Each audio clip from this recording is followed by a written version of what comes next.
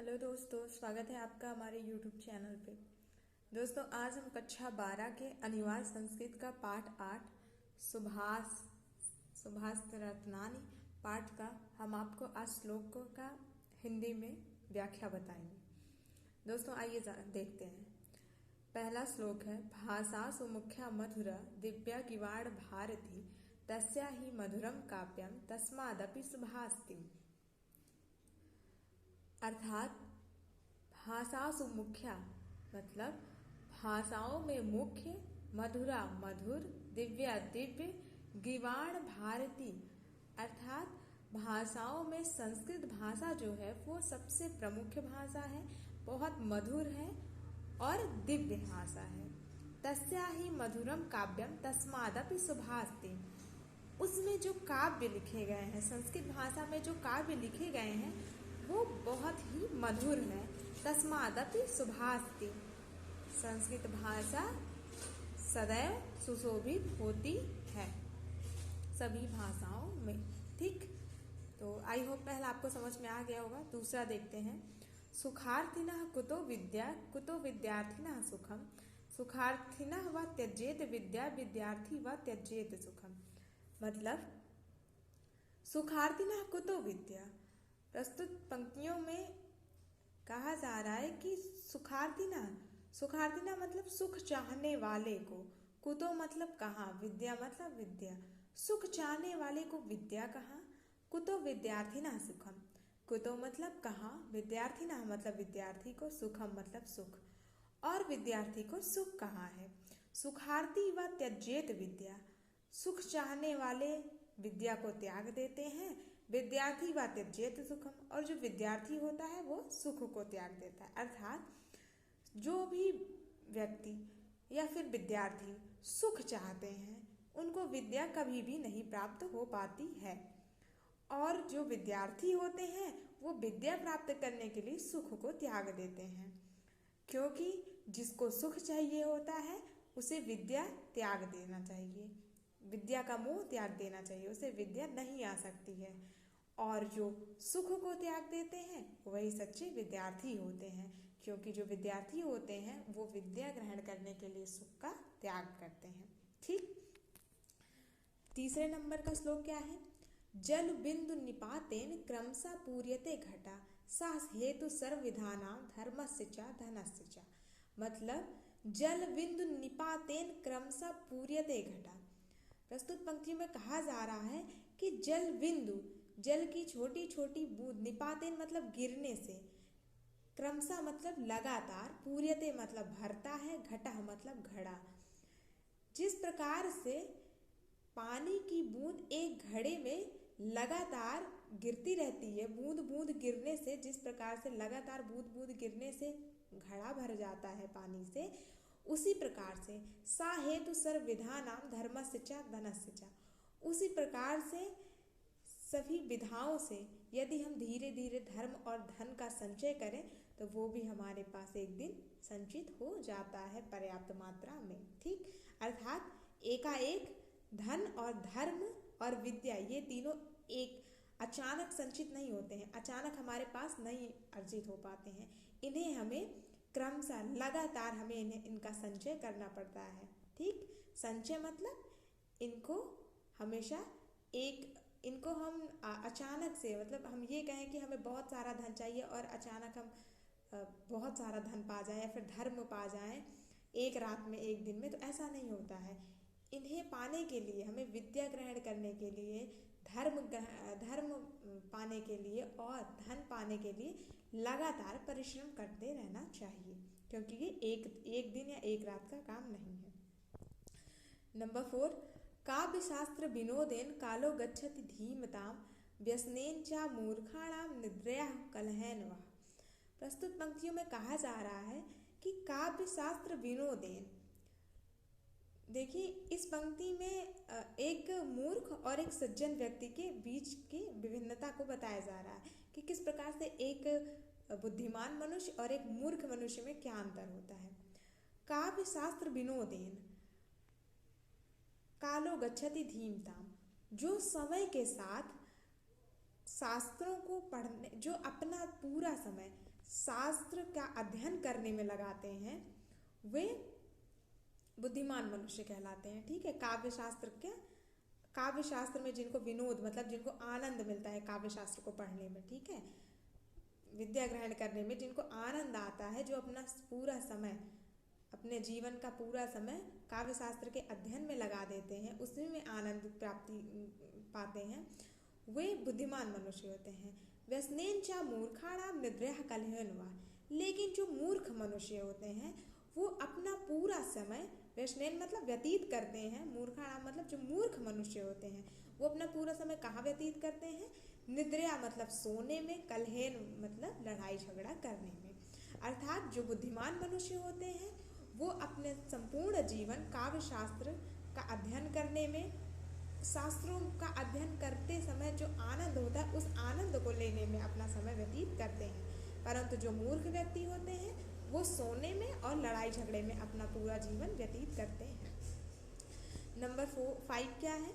ना चौर्यहारे ना राजहार्यम ना भ्रात भाज्यम ना च भारकारी व्यये कृते वर्धन्ते एव नित्यम विद्या धनम सर्वधनम प्रधानम। प्रस्तुत पंक्तियों में विद्या रूपी धन के महत्व का वर्णन किया गया है। आइए जानते हैं कि क्या है। ना चौर्यहारे ना राजहारे। ना चौर्यहारे मतलब चोरों द्वारा जो हरा ना जा सके, मतलब चोरों द्वारा जो चुराया ना जा सके, जिसे ना राजहार्यम और जो राजा द्वारा हरा ना जा, मतलब राजा द्वारा छीना ना जा सके। ना भ्राते भाज्यम और ना ही भाइयों द्वारा बांटा जा सके। ना चा भारकारी और ना ही पत्नी से उसे आधा किया जा सके। व्यय कृते वर्धते एव नित्यम, जो प्रतिदिन व्यय करने से बढ़ता हो। दुनिया का ऐसा कोई धन नहीं है जिसे आप अगर खर्च करेंगे तो वो बढ़ेगा, बल्कि अगर आपके पास 5 रुपए हैं, आप 5 रुपए एक दिन में 1 रुपए खर्च करते हैं तो 5वें दिन आपके पास 1 भी रुपया नहीं बचेगा। तो ठीक है, ये कैसा धन है? ये हमारा सांसारिक धन है, ठीक है। लेकिन जो विद्या धन होती है वो सभी धनों में सबसे प्रधान, सबसे प्रमुख धन होता है, क्योंकि विद्या धन ही एक ऐसा धन है जिसे अगर आप किसी और से बांटेंगे, जैसे आपको किसी चीज़ का ज्ञान है तो आप अगर उस ज्ञान को किसी और को देंगे, किसी और को बताएंगे, तो आपका ज्ञान कम नहीं हो जाएगा बल्कि आपका ज्ञान और बढ़ जाएगा। ठीक है, तो कहा जा रहा है कि जो विद्या धन होता है वो तो ना तो चोरों द्वारा वो चुराया जा सकता है, ना ही राजा के द्वारा छीना जा सकता है, ना भाइयों के द्वारा बांटा जा सकता है और ना ही पत्नी से उसे आधा किया जा सकता है। विद्या धन एक ऐसा धन है जो कि जितना आप निरंतर खर्च करेंगे उतना ही बढ़ता जाएगा, अर्थात विद्या धन सभी धनों में सर्वश्रेष्ठ है। आई होप आपको समझ में आ रहा होगा। नंबर 6, परोक्षे कार्यहांतारम प्रत्यक्षे प्रियवादिनं वर्ज्यते तादृशाम मित्रम विषकुंभम पयोमुखम। प्रस्तुत पंक्तियों में एक सही मित्र के पहचान के बारे में बताया गया है। तो क्या कहा गया है कि परोक्षे कार्यहांतारम, जो आपके पीठ पीछे आपकी बुराई करता हो, प्रत्यक्षे प्रियवादिनम, और आपके सामने, प्रत्यक्ष मतलब आपके प्रत्यक्ष मतलब आपके समक्ष आने पे, आपके पास आने से, आपके सामने पड़ने पर आपसे प्रियवादिनम मतलब मीठे मीठे बोल बोलता हो। समझ में आया? वर्ज्यते तादृशाम मित्रम, ऐसे मित्र को त्याग देना चाहिए। वर्ज्यते मतलब ऐसे मित्र का वर्जित कर देना चाहिए, ऐसे मित्र को अपने जीवन में, अर्थात ऐसे मित्र को त्याग देना चाहिए। विषकुंभम पयोमुखम, उसी प्रकार से ऐसे मित्र को त्याग कर देना चाहिए जिस प्रकार से यदि अमृत से भरा घड़ा हो और अगर उसके मुख पर, उसकी पेनी पर यदि विष लगा हो तो उस घड़े को हमें त्याग देना चाहिए, उस घड़े का पान हमें नहीं करना चाहिए, क्योंकि भले ही उसके अंदर अमृत हो लेकिन अगर आप उसको पिएंगे उस घड़े से अमृत को, तो ऊपर उसकी पेनी पे जहाँ से पीना है वहाँ पे तो विष लगा होगा ना, जिससे आपकी मृत्यु हो जाएगी। तो इसी प्रकार से कहा जा रहा है कि जो हमारा ऐसा मित्र हो जो हमारे पीठ पीछे हमारी बुराई करता हो, हमारा अहित चाहता हो और हमारे समक्ष जो है अच्छे अच्छे बोल बोलता हो, हमारी बड़ाई करता हो, ऐसे मित्र को घड़े के समान, उसी अमृत और विष वाले घड़े के समान त्याग देना चाहिए। ठीक है, आई होप आपको ये भी समझ में आया होगा। ना समझ में आया तो आप कमेंट सेक्शन में हमसे पूछ सकते हैं। और अगर आपको वीडियो अच्छी लग रही हो तो प्लीज़ आपसे अनुरोध है कि आप इसे ज़्यादा से ज़्यादा शेयर करें, लाइक करें और कमेंट सातवां, उदेति सविता ताम्रस्त्राम एवात मेति च संपत्तो च विपत्तो च महामेक रूपता। प्रस्तुत पंक्तियों में एक सज्जन पुरुष की गुणों को बताया जा रहा है। क्या कहा जा रहा है कि उदेति सविता ताम्रस्ताम एवात मेति च संपत्तो च विपत्तो च महामेक रूपता, अर्थात जिस प्रकार से सूर्य जब उदय होता है, सूर्य जब निकलता है और सूर्य जब ढलता है, तो वो ताम्रस्त्राम तांबे के रंग का होता है। निकलते समय भी वो तांबे के रंग का होता है और जब वो अस्त होता है तब भी वो उसी रंग का होता है।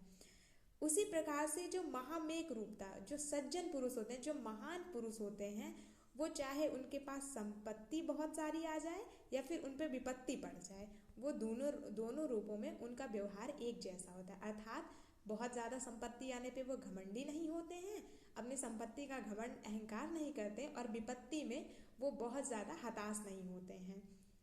उसी प्रकार से जिस प्रकार से सूर्य जब निकलता है तब भी वो तांबे के रंग का होता है और जब वो ढलता है तब भी तांबे के रंग का होता है। अर्थात मनुष्य को हमेशा एक जैसा व्यवहार करना चाहिए। आई होप आपको ये समझ में आया होगा। नंबर 8 क्या है? विद्या विवादाय धनम मदाय शक्ति परेशान पर पीडनाय खलस्य साधो विपरीत मेत ज्ञानाय दानाय च रक्षणाय। प्रस्तुत पंक्तियों में विद्या, धन और शक्ति के सही उपयोग के बारे में बताया गया है। क्या कहा जा रहा है कि विद्या विवाद आए, विद्या हमेशा विवाद के, जो सज्जन पुरुष होते हैं, जो अहंकारी पुरुष होते हैं, जो दुर्जन पुरुष होते हैं, अर्थात जो अच्छे व्यक्ति नहीं होते हैं, वो अपनी विद्या को कहाँ खर्च करते हैं? वो अपनी विद्या को विवाद आए अर्थात लड़ाई झगड़े में, विवाद में खर्च करते हैं। धनम मदाय, धन को अहंकार के लिए खर्च करते हैं। शक्ति परेशान पर पीड़न आए, और जो उनकी शक्ति होती है वो अपनी शक्ति का उपयोग दूसरों को पीड़ा देने में करते हैं। परंतु साधो विपरीत मेत ज्ञानाय दानाय च रक्षणाय, परंतु जो इसके विपरीत, जो सज्जन पुरुष होते हैं, जो अच्छे मनुष्य होते हैं, वो अपनी विद्या को दूसरों को ज्ञान देने में करते हैं, और जो धन होता है उसको दान करने में प्रयोग करते हैं, और जो शक्ति होती है उसे रक्षणाय, उसे दूसरों की रक्षा करने में प्रयोग करते हैं। आई होप आपको यहाँ तक समझ में आ गया होगा। अगले वीडियो में हम 9वें पैराग्राफ से पढ़ेंगे। तो धन्यवाद आप सब।